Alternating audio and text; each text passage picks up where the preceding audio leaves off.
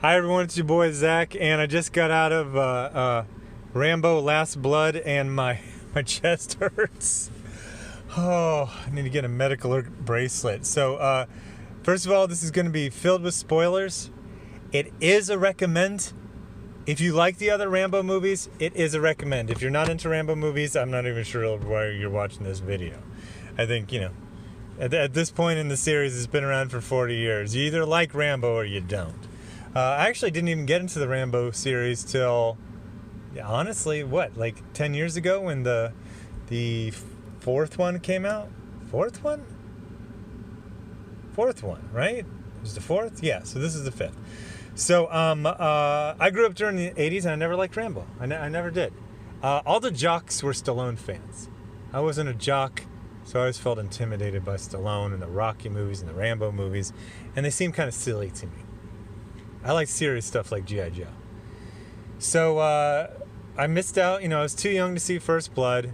I was probably barely old enough to see the second movie. Plus the naming scheme confused me.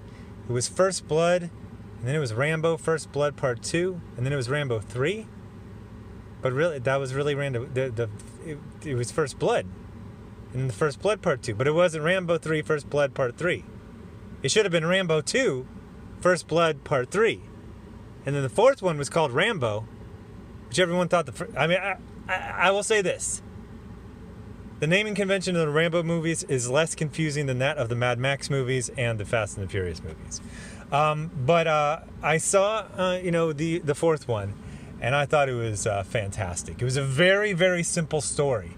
Very simple, but done very well. I've got to say, if Stallone directs it, I like it.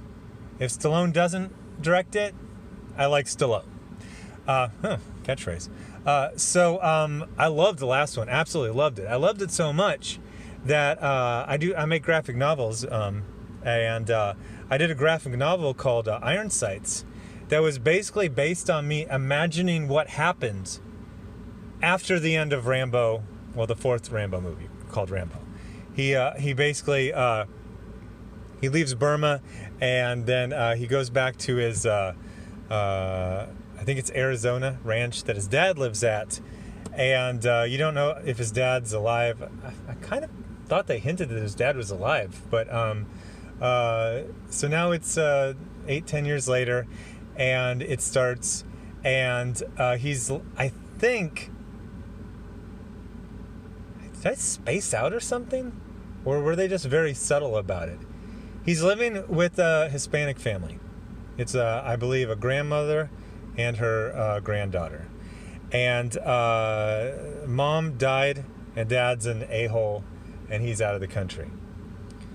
So I'm assuming that maybe he went there and the family had bought the ranch after his dad passed away. If they said that explicitly, or they just let you, glean it on your own, let me know in the comments. So anyway, it starts, and I would say it's fairly slow. You're seeing Rambo probably in a better place. Well, he's actually in a pretty good place. And honestly, everyone talks about him being really tortured, but at the beginning of Rambo 3, he's doing just fine. He's like 40. He's in a good place in his life. He's working on the, I don't know what you call it, ashram or temple or something like that. But he's fairly settled in. You see him kind of lightly joking around. He has breakfast with the family. He seems happy. One thing that I felt like was kind of the elephant in the room is he's 70 and the grandma's 70. I don't understand why they weren't having something going on with there, but I feel like he feels he's so weird that him just being like a boarder in the house that he grew up in, I feel like he thinks that's as much as he deserves. But he's effectively an uncle to the granddaughter who's 17, about to go to college, but she wants to see her dad in Mexico, and the grandmother is worried. The dad is a bad guy. He was beating the mom. He wasn't there when she was sick, and But the daughter is like, I need to talk to him before I go. Like, I need to talk to him. So both Rambo and the grandma try to talk her out of it. It looks like she listened, but she didn't listen. She drives, quote, to college, but then goes down to Mexico. She's got this dirtbag friend who sells her out to, what do you call it? Slavers, basically. She's basically a slave. She's like a sex slave. So Rambo goes down to find her.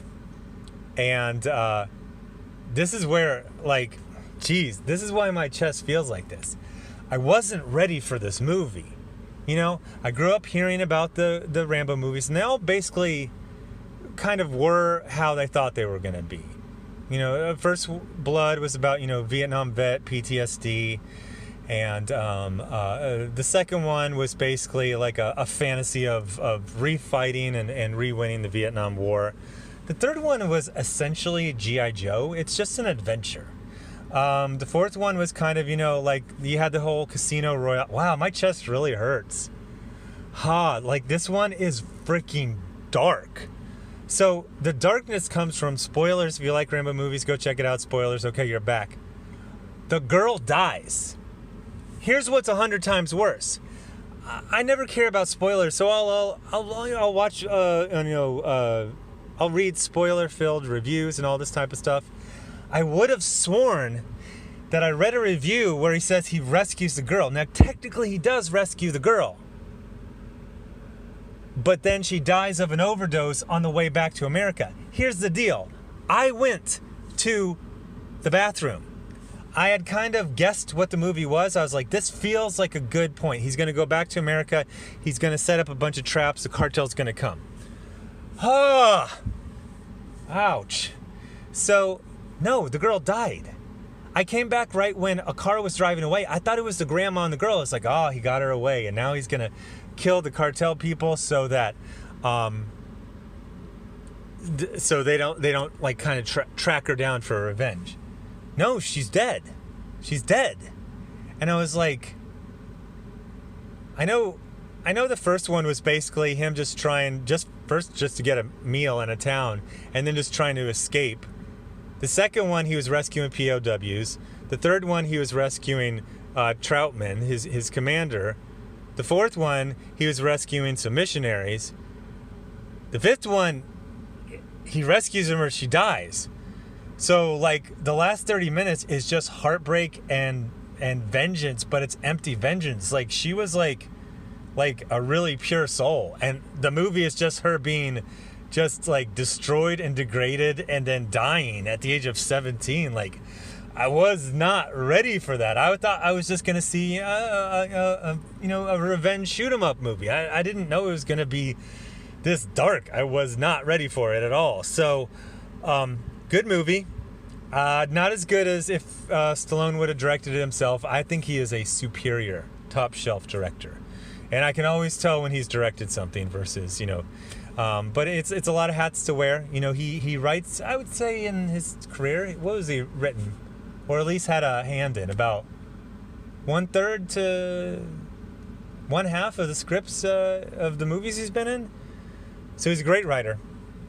And it's a nice, like, simple, understated performance. But, man, like, at the beginning, they had, like, these really rough kills. Like, there's probably one of the roughest kills I've ever seen. He literally cuts a hole in the guy's shoulder, reaches in, grabs a hold of his collarbone, snaps it, and then starts pulling it out. That's probably the roughest kill I've ever seen. It's a torture scene. And then he kills him. But, the girl dying, like, I didn't see that. I mean, I guess I should have predicted it. You're not going to have, like, the really idyllic beginning and then some bad stuff happens to her and then he rescues her and she has to go through some counseling and then she goes to college. I mean, I guess I should not have expected that in this kind of, it wasn't billed as any kind of, I just assumed it was going to be, a lot of the missionaries died in the last one, but he rescued several of them. Wow. I need to go sit down somewhere. So at the end, it looks like he's going to die, but then they do a cool thing. He goes on a porch. You kind of assume he's just going to die of his wounds. Oh, so the end is just like 15 minutes of him just annihilating everyone. It's, you know, I think it's less kills than probably the last 3 movies, but as far as like the brutality and the darkness of it, it's definitely the darkest movie. I'm